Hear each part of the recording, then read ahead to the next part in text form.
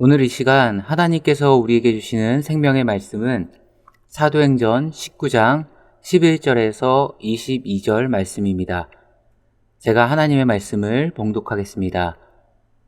하나님이 바울의 손으로 놀라운 능력을 행하게 하시니 심지어 사람들이 바울의 몸에서 손수건이나 앞치마를 가져다가 병든 사람에게 얹으면 그 병이 떠나고 악기도 나가더라.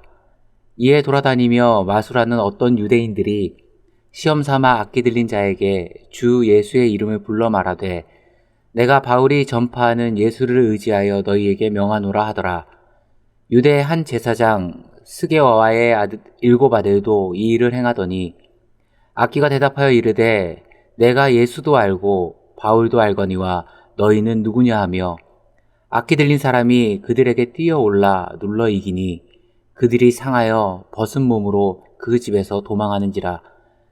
에베소에 사는 유대인과 헬라인들이 다 이 일을 알고 두려워하며 주 예수의 이름을 높이고 믿는 사람들이 많이 와서 자복하여 행한 일을 알리며 또 마술을 행하던 많은 사람이 그 책을 모아가지고 와서 모든 사람 앞에서 불사르니 그 책값을 계산한 즉 은 5만이나 되더라. 이와 같이 주의 말씀이 힘이 있어 흥왕하여 세력을 얻으니라. 이 일이 있은 후에 바울이 마게도냐와 아가야를 거쳐 예루살렘에 가기로 작정하여 이르되 내가 거기 갔다가 후에 로마도 보아야 하리라 하고 자기를 돕는 사람 중에서 디모데와 에라스도 두 사람을 마게도냐로 보내고 자기는 아시아에 얼마 동안 더 있으니라. 아멘. 오늘은 하나님의 인도하심은 우리의 통찰을 뛰어넘으신다 라는 제목으로 하나님 말씀 증거하도록 하겠습니다. 아볼로를 소개하느라 잠시 본문에서 벗어났던 누가는 다시 19장에서 바울의 3차 전도 여행을 기록합니다. 바울은 소아시아를 가로지르는 내륙 도로를 따라 여행하며 에베소에 도착하게 되는데 에베소는 로마령에 속한 아시아 지역의 수도이자 상업의 중심지였습니다. 육로뿐만 아니라 해상 무역의 중심지로 수리아 안디옥, 애굽의 알렉산드리아와 비견되는 이미 1세기경 에베소 인구가 약 25만 명에 달할 정도로 로마에서 가장 큰 도시 가운데 하나였습니다. 이 지역은 헬라의 여신 아르테미스를 섬겼는데 가슴이 24개 달려있으며 몸에는 고대 사냥꾼 니무롯과 사자, 호랑이, 사슴 형상을 새겨놓았는데 에베소에서는 매년 5월 아데미 여신의 축제의 날이 되면 유방과 같은 수의 24명의 흰 옷을 입은 여자 사제들이 앞에 서고 아데미 여신에게 자신의 고환을 바친 24명의 남자 사제들이 여신의 호위병처럼 뒤를 따릅니다. 축제 행렬은 아데미 신전에서부터 시작되어 에베소 시청까지 온 에베소 지역을 행렬하는데 에베소 시청에 도착하면 총독이 관저에서 나와 아데미 여신에게 경의를 표하고 광장으로 가 아까 자신의 고환을 아데미에게 바친 24명의 남자 사제들이 24마리의 황소의 고환을 잘라 아데미 여신의 목에 걸어주며 축제는 절정으로 치닫게 됩니다. 이러한 아데미 여신을 보기 위해 또 그 축제에 참여하기 위해 수많은 관광객들이 늘 에베소에는 끊이지 않았고 자연스레 재정적인 능력과 권력을 누리면서 아시아 모든 지역에 영향력을 행사했던 곳이 바로 바울이 3차 전도 여행으로 도착한 에베소입니다. 바울은 이곳에서 거의 3년을 머물면서 하나님의 말씀을 전하게 됩니다. 그런데 참 재밌는 게 바울이 사실 에베소를 3차 전도 여행지의 목적지로 생각하지 않았던 거 아십니까? 3차 전도 여행의 그 목적을 한 단어로 요약하면 양육과 신방인데 사도 바울은 1차와 2차 전도 여행을 했던 도시들을 다시 한번 둘러보려는 취지를 가지고 출발한 게 3차 전도 여행입니다. 1차 전도 여행은 어디였죠? 소아시아 중심부에 있는 갈라디아 지방이라고 그러거든요.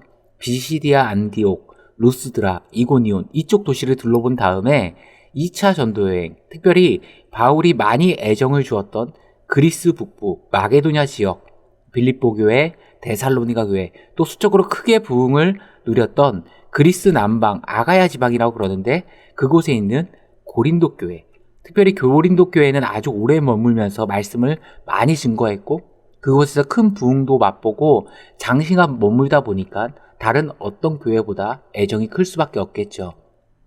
이런 1차, 2차 전도 지역을 돌아보고 사역하고 싶다고 생각했던 것이 바로 3차 전도 여행이었습니다. 1차 지역을 보고 2차 지역을 둘러본 후에 자기가 애정을 갖고 있던 도시에 좀 더 머물면서 그들의 신앙과 양육과 신방을 하려고 했던 겁니다. 그런데 하나님은요, 이 바울이 전혀 생각지도 않았던 이 에베소라는 도시를 중심으로 3차 전도 여행을 이끌어 가십니다. 그 근거가 성경에도 잠깐 나오는데요. 2차 전도 여행이 끝나면서 바울이 에베소를 잠깐 들리게 됩니다. 그런데 에베소에서의 반응이 너무 좋은 겁니다. 그리고 에베소 사람들이 바울에게 요청한 겁니다. 여기서도 잠시 머물러서 우리에게 하나님의 말씀을 증거해 주십시오. 그때 바울이 굉장히 정중하게 그 요청을 거절합니다. 그게 18장 20절과 21절에 나오는데 20절과 21절을 보시면 여러 사람이 더 오래 있기를 청하되 허락하지 아니하고 작별하여 이르되 만일 하나님의 뜻이면 너희에게 돌아오리라 하고 배를 타고 에베소를 떠나. 우리도 종종 이런 표현 쓰죠. 정중히 거절할 때 하나님의 뜻이면 다시 만나겠죠. 하나님의 뜻이면 언젠간 할 수 있겠죠. 이렇게 얘기합니다. 그냥 안 돼. 나 여기서 머물며 너희와 말씀 나눌 시간이 지금은 없어. 뭔가 이렇게 얘기하기에는 너무 냉정하고 좀 그렇잖아요. 그러니까 이 내용을 어찌 보면 사도 바울은 굉장히 정중하게 에베소 사람들의 요청을 거절한 것이었습니다. 그런데 말이 씨가 된다고 만약 하나님의 뜻이라면 다시 돌아오리라. 그런데 진짜 돌아오게 된 겁니다. 하나님의 뜻이 에베소에 있었고 바울의 머릿속에 전혀 없는 그 에베소로 하나님이 바울의 발걸음을 전도의 선교의 발걸음을 그쪽으로 방향을 잡으신 겁니다. 그러니까 3차 전도 여행을 추격하면요. 딱 에베소 전도다 이렇게 생각하면 틀리지 않습니다. 에베소에 머물면서 3년 동안 머물고죠. 정확히 얘기하면 2년 3개월 동안 머물면서 거기 두란노 서원을 중심으로 사역했던 게 3차 전도 여행입니다. 우리 인생 가운데도 이런 인도하심들이 있습니다. 그리고 이 인도하심을 따랐던 바울, 그 전도 사역에 있어서 이 에베소는 혁명적인 변화를 가져오는 경험을 맛보게 됩니다. 이전까지 바울의 전도 방식은 회당에 먼저 찾아갑니다. 그리고 말씀을 듣고자 하는 사람들이 많이 모여 있으니까 바울이 주로 좋아했던 곳이 다수가 모이는 도시, 그 중에서도 사람들이 말씀 듣기를 원해서 많은 사람들이 모여 있는 회당을 중심으로 복음을 증거했습니다. 이것이 1차와 2차의 전도 여행의 패턴이 거의 비슷합니다. 그렇게 말씀을 증거하다 보면 하나님의 말씀을 받아들이는 자도 있고 때로는 핍박하는 자도 있고 핍박하다가 사람이 부족하니까 불량배들을 동원해서 바울을 죽이고자 하면 도망치고 이게 패턴이었습니다.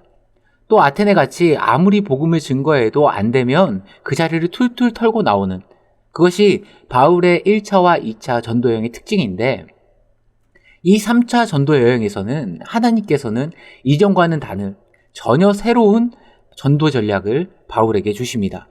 사람들을 말씀으로 훈련시키고요.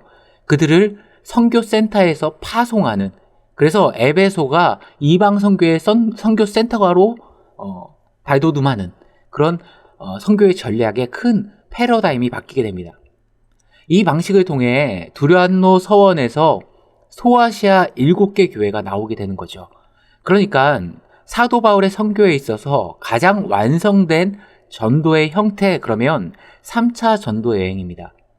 근데 이 모든 게 바울의 뜻이 아니었습니다. 철저하게 하나님의 인도하심이었습니다. 우리 인생도 그렇죠. 오늘 이 시간 우리가 나누고자 하는 영적 메시지도 이겁니다.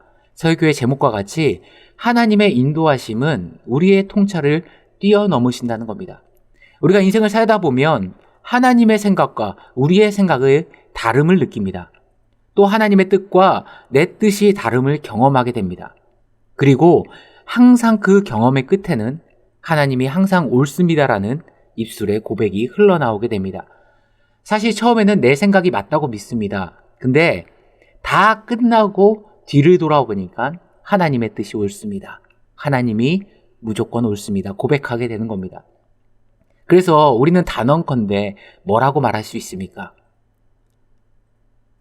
어떤 인생이든 하나님의 뜻을 따라 사는 것이 가장 잘 사는 길이다. 단언컨대 말할 수 있는 것입니다. 우리 인생에 축적된 경험의 결과가 우리에게 이것을 깨닫게 해주기 때문입니다. 이사야서 55장 8절과 9절에 보니까 성경은 이렇게 선포합니다.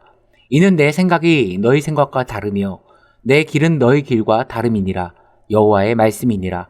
이는 하늘이 땅보다 높음 같이 내 길은 너희 길보다 높으며 내 생각은 너희의 생각보다 높음이니라. 다르다, 높다, 다르다, 높다 계속 반복하잖아요. 그러니까 하나님의 뜻과 하나님의 생각을 따르는 것만큼 우리에게 가장 실패 없는 인생의 정답이자 베스트 초이스는 없다라는 겁니다. 때로는 내 생각과 조금 다르더라도 내 판단이 생각한 것보다 조금 손해보는 것 같을지라도 또 때로는 많이 돌아가는 것처럼 보일지라도 하나님의 이끄심을 신뢰하고 기도하고 순종하며 나아갈 때 우리는 그 끝에서 하나님의 놀라운 계획하심과 높으신 그 뜻을 경험하게 되는 겁니다. 그리고 우리가 하나님의 인도하심을 받아들이고 기도하며 묵묵하게 그 길을 걸어나갈 때 하나님께서는 능히 그 일을 감당할 능력을 우리에게 부어주신다는 겁니다. 11절부터 12절까지 보시면 하나님이 바울의 손으로 놀라운 능력을 행하게 하시니 심지어 사람들이 바울의 몸에서 손수건이나 앞치마를 가져다가 병든 사람에게 얹으면 그 병이 떠나고 악기도 나가더라. 하나님의 하늘의 권능으로 순종하는 자의 손과 발을 붙드시고 그에게 행할 수 있는, 능히 감당할 수 있는 하나님의 능력을 부어주신다는 겁니다. 그랬더니 어떤 결과가 일어납니까? 10절 보시면 2해 동안 이같이 하니 아시아에 사는 자는 유대인이나 헬라인이나 다 주의 말씀을 듣더라. 모든 일을 능히 감당하되 풍성한 열매를 거두게 하신다는 겁니다. 오늘 말씀을 정리하도록 하겠습니다. 하나님의 생각은 우리 생각보다 높습니다. 하나님의 길은 우리 길보다 높습니다.